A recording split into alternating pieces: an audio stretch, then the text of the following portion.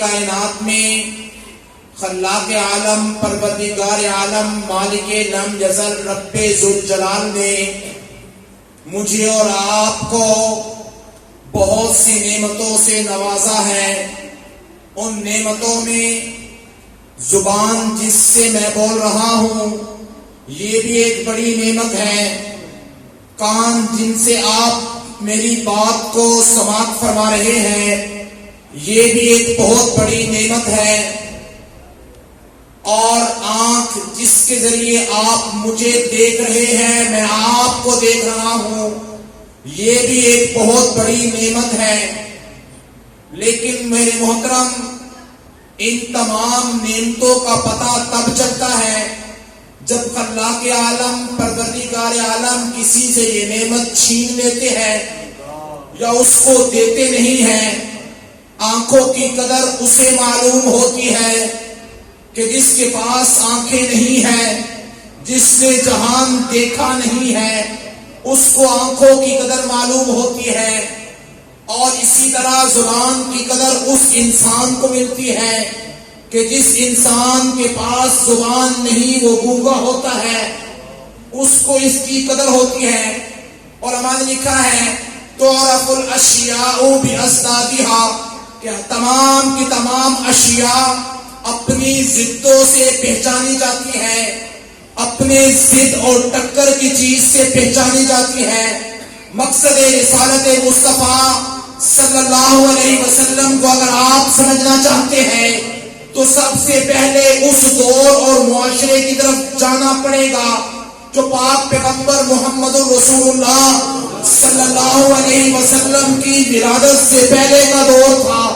اس دور کے اندر کیا کچھ پایا جا رہا تھا، اس دور کا جب آپ پس منظر دیکھیں گے، سمجھیں گے، سنیں گے تو آپ کو تعرف الاشیاء باسبابها کی قبیل سے رسالت کا مقصد اور مصطفیٰ صلی اللہ علیہ وسلم کی ولادت کا مقصد آپ کے اذہان و قلوب میں پیوست ہو جائے گا۔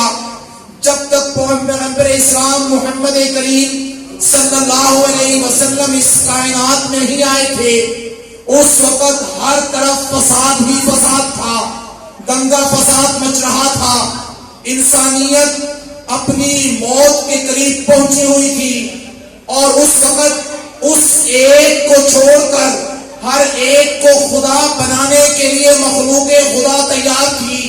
لوگ سورج کی پرستش کیا کرتے تھے، لوگ چاند کی عبادت کیا کرتے تھے، لوگ تاروں کی عبادت کیا کرتے تھے، کچھ لوگ پہاڑوں کی پوجا کرتے تھے، کچھ لوگ پانیوں کی پوجا کرتے تھے، کچھ لوگ آگ کی پوجا کرتے تھے۔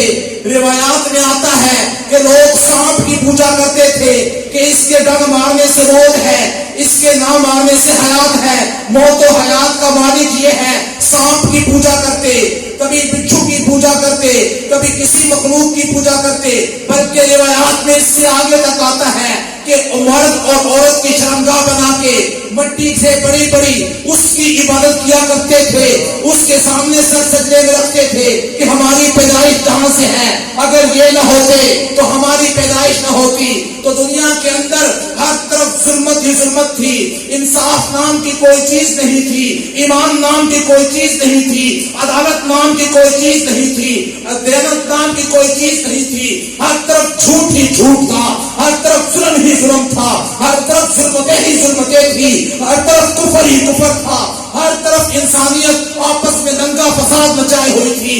باپ بیٹے کا نہیں تھا، بیٹا باپ کا نہیں تھا، ماں بیٹی کی نہیں تھی، بیٹی ماں کی نہیں تھی، باپ باپ بھائی بھائی میں اندر لڑائیاں ہی لڑائیاں تھی۔ خلاق عالم پروردگار عالم نے جب انسانیت کی اس سلگتی ہوئی حالت کو دیکھا تو خلاق عالم پروردگار عالم نے ایک نبی بھیجنے کا فیصلہ کر لیا۔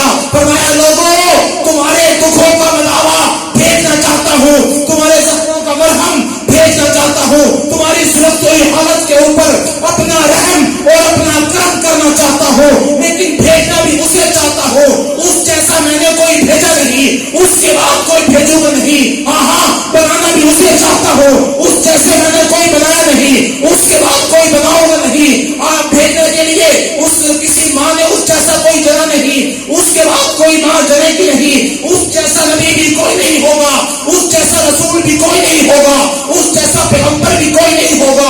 وہ تمام نبیوں کا نبی ہوگا، تمام پیغمبروں کا پیغمبر ہوگا، تمام رسولوں کا رسول ہوگا، خاتم الانبیاء ہوگا، تاجدار مدینہ ہوگا، فخر دو عالم ہوگا، سرور کونین ہوگا، ساقی کوثر ہوگا، امام الانبیاء ہوگا، خاتم الانبیاء ہوگا، شفیع الامم ہوگا، محبوب کبریا ہوگا، لا یمکن ثنا ہوگا، مکین قبۃ خضرا ہوگا، خیر البدر ہوگا، نور البشر ہوگا، امام الانبیاء ہوگا، رسولوں کا رسول ہوگا، نبیوں کا نبی ہوگا. اس کو نبوت، رسالت اور پیغمبری میں اس کو ایسی عطا کروں گا کہ اس کی نبوت کسی ایک قریے کے لیے نہیں ہوگی، اس کی رسالت کسی ایک بستی کے لیے نہیں ہوگی، اس کی نبوت کسی ایک شہر، صوبہ اور ملک کے لیے نہیں ہوگی. انی رسول اللہ الیکم جمیعا، میں پوری کائنات کے لیے اس کو نبی رسول اور پیغمبر بنا کے بھیجوں گا.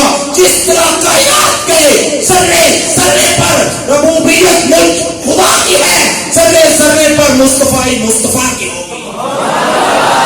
نعرہ تکبیر، تاجدار ختم نبوت، شان محمد رسول اللہ. فرمایا گیا یہ ہادی، فرمایا گیا یہ ہادی. نعرہ تکبیر. مقصد رسالت مصطفیٰ سب کہہ دو، اس طرح نہیں، ذرا بلند آواز سے صلی اللہ علیہ وسلم. پاک پیغمبر محمد رسول اللہ صلی اللہ علیہ وسلم کی ولادت کا سب سے بڑا مقصد یہ تھا کہ دھرتی کائنات میں بسنے والے انسانوں کو غیر اللہ کی عبادت سے، غیر اللہ کی بندگی سے ہٹا کر ایک خالق کی بندگی کی طرف لے کر آیا جائے. صرف ایک اللہ کی طرف انسانیت کی توجہات کو مرکوز کیا جائے. سب سے بڑا مقصد اور پہلا مقصد یہ تھا. اور آپ صلی اللہ علیہ وسلم سے پہلے ایک کیٹیگری چل رہی تھی بھی کی. لوگ کہتے تھے کہ 360 بھی کرتے ہیں، اللہ بھی کرتا ہے. پاک پیغمبر رسول اللہ صلی اللہ علیہ وسلم نے انسانیت کو بھی کی کیٹیگری سے نکال کر ہی کی طرف لے کے آئے. میں اور آپ نماز پڑھتے ہیں، ہر نماز کی ہر رکعت میں اسی موقف، اسی مشن، اسی نظریے کا دوبارہ سے اقرار کرتے ہیں، ایاک نعبد و ایاک نستعین. مولا ہم عبادت بھی صرف تجھ ہی کی کرتے ہیں اور مدد بھی صرف تجھ ہی سے مانگتے ہیں.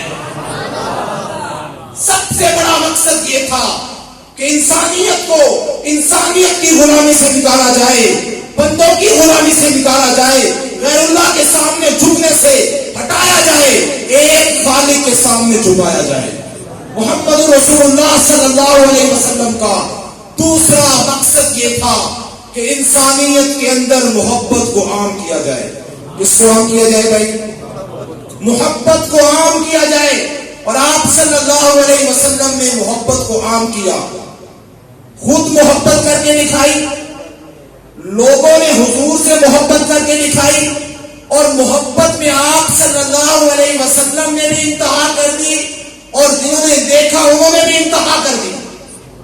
میری بات ذرا توجہ دھیان سے سننے کی کوشش کریں.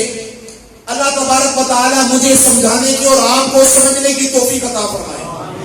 میں اپنے وجدان سے اور اپنے ذوق سے ایک گفتگو اور ایک بات آپ حضرات کے آذان و قلوب میں پیوست کرنا چاہتا ہوں.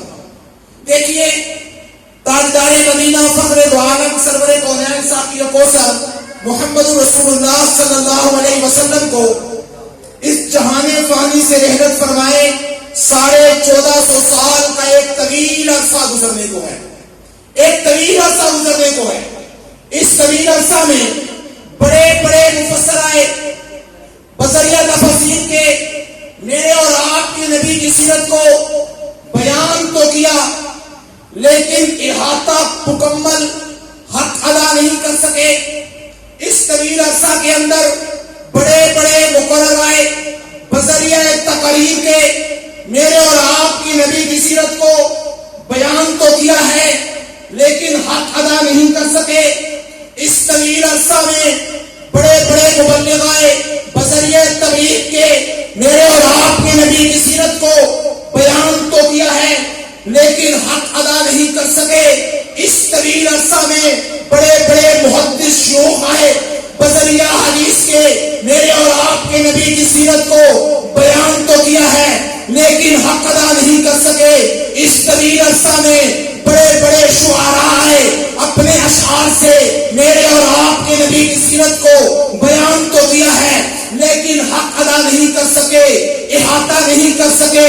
انہی شعراء میں وہ ایک عربی کا شاعر بھی تھا جس نے محمد رسول اللہ صلی اللہ علیہ وسلم کے ہاتھ کے بارے میں 1000 شعر لکھ ڈالے, جس نے میرے پیغمبر کی آنکھ کے بارے میں 1000 شعر لکھ ڈالے, جس نے میرے پیغمبر کے ہونٹوں کے بارے میں 1000 شعر لکھ ڈالے, جس نے میرے پیغمبر کی زلفوں کے بارے میں 1000 شعر لکھ ڈالے, جس نے میرے پیغمبر کے پیارے ہاتھوں کے بارے میں 1000 شعر لکھ ڈالے, جس نے میرے پیغمبر کے قدموں کے بارے میں 1000 شعر لکھ ڈالے.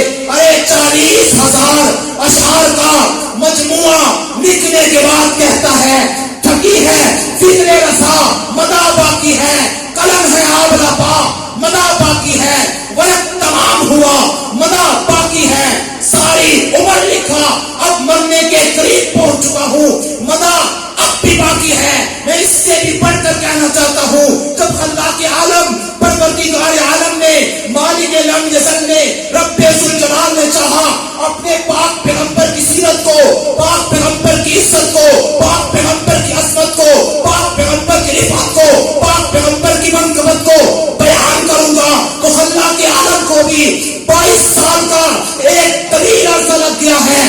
آج کا محدث کہے, آج کا مقرر کہے, آج کا مبلغ کہے میں پاک پیغمبر صلی اللہ علیہ وسلم کی سیرت کا حق ادا کروں گا, میں پاک پیغمبر صلی اللہ علیہ وسلم کی سیرت کا پورا احاطہ کروں گا. میں کہنا چاہتا ہوں او دنیا کے شیخ الحدیث ہو, دنیا کے مقرر ہو, دنیا کے خطیب ہو, تم سب مل کر کے پاک پیغمبر کی سیرت کو, آپ صلی اللہ علیہ وسلم کی عظمت کو بیان کرنا شروع کر دو. تمہاری عمریں گزر جائے گی, تمہاری زندگیوں کی بات ختم ہو جائے گی, میرے نبی کی بات کبھی ختم نہیں ہو سکتی. ہو سکتی ہے کبھی ختم؟ کوئی کتاب لکھنے والا کوئی ایسی کتاب لکھ سکتا ہے جو لکھنے کے بعد کہے میں نے پوری سیرت کا احاطہ کر لیا, میں نے پوری سیرت کا حق ادا کر دیا؟ کوئی ایسا دعویٰ کر سکتا ہے یا کسی نے کیا آج تک؟ نہیں کر سکتا. آپ صلی اللہ علیہ وسلم کی سیرت کا احاطہ ممکن نہیں ہے, حق ادا کرنا ممکن ذرا بلند آواز سے نہیں ہے.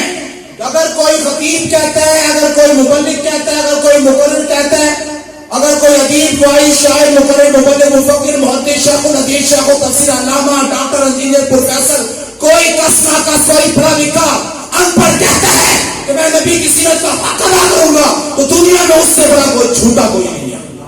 کوئی حق ادا نہیں کر سکتا, کوئی احاطہ نہیں کر سکتا. میرے محترم, احاطہ تو ممکن نہیں لیکن خلاصہ تو ممکن ہے. علماء نے لکھا ہے احاطہ ممکن نہیں, خلاصہ ممکن ہے, اور جہاں خلاصہ ممکن ہے وہ خلاصہ میں آپ کے سامنے بیان کرتا ہوں. ذرا بلند آواز سے کہیں سبحان اللہ. محمد رسول اللہ کی سیرت کا احاطہ ممکن نہیں ہے لیکن خلاصہ ممکن ہے. وہ خلاصہ کیا ہے کہ محمد رسول اللہ صلی اللہ علیہ وسلم کو اللہ رب العزت نے جو کچھ بھی دیا سب سے اعلیٰ دیا. ایک لفظ میں ساری سیرت کا خلاصہ ہے. آپ صلی اللہ علیہ وسلم قبیلہ سب قبیلوں میں اعلیٰ, آپ کی جماعت سب جماعتوں میں اعلیٰ, آپ کی امت سب امتوں میں اعلیٰ, آپ کا سینہ سب سینوں میں اعلیٰ, آپ کا مدینہ سب شہروں میں اعلیٰ, جس تاریخ کو پیدا ہوئے وہ تاریخ تمام تاریخوں میں اعلیٰ. ہر چیز جو اللہ رب العزت نے پاک پیغمبر محمد رسول اللہ صلی اللہ علیہ وسلم کو عطا کی وہ ہر چیز اعلیٰ تھی. جس کی نسبت حضور کے ساتھ ملتی چلی گئی اللہ اس کو بھی اعلیٰ سے اعلیٰ مقام دیتے چلے گئے، مرتبہ دیتے چلے گئے، بلندیاں دیتے چلے گئے۔ صحابہ علیہ رضوان ایک عام انسان تھے، محمد رسول اللہ کے ساتھ ملے، اعلیٰ بن گئے، مقدس بن گئے، مطہر بن گئے، کچھ ایسے اعلیٰ بنے کہ وہ ابو بکر بن ابی قحافہ تھا کہ جس کو کوئی جاننے والا نہیں تھا، پہچاننے والا نہیں تھا۔ جب محمد رسول اللہ صلی اللہ علیہ وسلم کے دامن میں آئے تو اللہ نے صدیق اکبر بنا دیا، اللہ نے صدیق اکبر بنا دیا۔ پھر 2 سال 3 مہینے 10 دن تک 11 لاکھ مربع میل زمین پر اسلامی سلطنت کا پرچم لہراتے ہوئے نظر آئے۔ عمر ایک عام انسان تھے، محمد رسول اللہ کا دامن پکڑا، 10 سال 6 مہینے 10 دن تک 22,51,030 مربع میل زمین پر اسلامی سلطنت کا پرچم لہراتے ہوئے نظر آئے۔ عثمان عام انسان تھے، جب پاک پیغمبر محمد رسول اللہ کا دامن پکڑا تو 12 دن کم 12 سال تک 44 لاکھ مربع میل زمین پر اسلامی سلطنت کا پرچم لہراتے ہوئے نظر آئے۔ حضرت علی المرتضیٰ عام انسان تھے، جب دامن پاک پیغمبر کا پکڑا تو 22.5 لاکھ مربع میل زمین پر اسلامی سلطنت کا پرچم لہراتے ہوئے نظر آئے۔ امیر معاویہ بن ابی سفیان عام انسان تھے، جب محمد رسول اللہ صلی اللہ علیہ وسلم کا دامن پکڑا تو 19 سال تک 64,65,000 مربع میل زمین پر اسلامی سلطنت کا پرچم لہراتے ہوئے نظر آئے۔ عبداللہ بن عمر عام انسان تھے، حضور کے قدموں میں آئے، محدث اعظم بن گئے۔ ابو ہریرہ عام انسان تھے، حضور کے قدموں میں آئے، حافظ الحدیث بن گئے۔ عبداللہ بن عباس عام انسان تھے، حضور کے قدموں میں آئے، مفسر اعظم بن گئے۔ ابن مسعود عام انسان تھے، حضور کے قدموں میں آئے، فقیہ امت بن گئے۔ امیر معاویہ عام انسان تھے، حضور کے قدموں میں آئے، مدبر اعظم بن گئے۔ حضرت بلال عام انسان تھے، جب حضور کے قدموں میں آئے تو رفعت اتنی اونچی مل گئی، مقام اتنا اونچا مل گیا، بلندی اتنی اونچی مل گئی کہ چلتے مکہ کی گلیوں میں ہیں ان کے قدموں کی آہٹ کی آواز اللہ جنت میں جنت کی حوروں کو سنواتے ہیں۔ میں اس سے بھی بڑھ کر کہنا چاہتا ہوں، مسند احمد کی روایت میں آتا ہے، پاک پیغمبر محمد رسول اللہ صلی اللہ علیہ وسلم نے فرمایا، نفس نفسی کا عالم ہوگا، قیامت کا دن ہوگا، اس مقام پر اللہ بلال کو بلائیں گے، بلال سے کہے گے بلال اونچے مقام پر اونچی جگہ پہ کھڑے ہو جاؤ۔ اللہ فرشتوں سے فرمائیں گے، فرشتوں اس بلال کے ہاتھوں کی سیاہی اتار لو، اس کے پاؤں کی سیاہی اتار لو، اس کے چہرے کی سیاہی اتار لو۔ ان تمام کی تمام سیاہی سے ہر جنتی کی ایک ایک حور کے ماتھے پر ایک ایک تل لگا دو اور دنیا والوں کو یہ بتا دو، محمد کا جو بھی وفادار ہوگا یقیناً وہ جنت کا حقدار ہوگا، شہادت اسی کا مقدر بنے گی جو باطل سے لڑنے کو تیار ہوگا۔ جو بھی آتا گیا اعلیٰ بنتا گیا، جو بھی آیا وہ اعلیٰ ہو گیا۔ حضور صلی اللہ علیہ وسلم کی سیرت کا میں نے کہا احاطہ نہ میں دعویٰ کر سکتا ہوں، رسول قیامت تک کوئی انسان کوئی بشر اس کا دعویٰ کر سکتا ہے، حق نہیں، احاطہ نہیں، خلاصہ ہے، خلاصہ ہے پوری سیرت کا کہ ہر چیز جو حضور کو اللہ نے دی ہے وہ ہر چیز ہی اعلیٰ ہے۔ پھر اس اعلیٰ سے جو ملتے گئے وہ سب اعلیٰ ہوتے چلے گئے، اعلیٰ سے اعلیٰ ہوتے چلے گئے۔ تو پاک پیغمبر صلی اللہ علیہ وسلم کے بارے میں نے آپ کے سامنے جملہ کہا کہ اللہ رب العزت نے حضور صلی اللہ علیہ وسلم کے بھیجنے کے مقاصد میں ایک مقصد ہے، وہ ہے محبت۔ وہ کیا ہے بھائی؟ حضور صلی اللہ علیہ وسلم کے صحابہ نے حضور سے محبت کی اور محبت میں آ کر اپنی جانیں بھی قربان کر دی۔ حضرت عائشہ فرماتی ہے جس وقت وہ تفسیر بیان کر رہی تھی سورہ یوسف کی کہ وَقَطَّعْنَ أَيْدِيَهُنَّ کہ انہوں نے اپنے ہاتھوں کو کاٹ لیا، جب یوسف علیہ السلام کو دیکھا تو حضرت عائشہ رضی اللہ تعالیٰ نے فرمایا لو رأینا حسن محمد، اگر وہ محمد رسول اللہ کے حسن کو دیکھ لیتی، اپنے ہاتھوں کو نہیں، یقتلنا انفسہن، اپنے آپ کو ذبح کر دیتی سارے کے سامنے۔ حضور صلی اللہ علیہ وسلم کے پاس جو حسن تھا، جو جمال تھا، جو دیکھتا تھا وہ محبوب ہو جاتا تھا، اور پیچھے ہٹنے کو تیار نہیں ہوتا تھا، وہ حضور کے قریب سے قریب تر چلا جاتا تھا۔ احد کا میدان تھا، حضرت طلحہ تھے جو حضور کے سامنے کھڑے ہو کر تیر چلا رہے تھے، تیر ختم ہو گئے، کمان پھینک دی، کمان ٹوٹ گئی، نیزے پھینک دیے، پھر بھی دشمن کی طرف سے تیروں پر تیر آ رہے تھے، اپنا ہاتھ آگے کر کے تیروں کو روکتے گئے، ہاتھ چھتی ہو گیا، بازو سارے کا سارا شل ہو گیا۔ حضور کی وفات کے بعد 35 سال زندہ رہے، ہاتھ کام نہیں کرتا تھا، لیکن کوئی تیر حضور تک نہیں آنے دیا۔ یہ حضور سے محبت ہے حضرات صحابہ علیہ رضوان کی، کہ آپ صلی اللہ علیہ وسلم کی محبت میں اپنی جانیں نثار کی ہے، جانیں نثار کی ہے، اور حضور صلی اللہ علیہ وسلم پر قربان جائیے۔ آپ صلی اللہ علیہ وسلم نے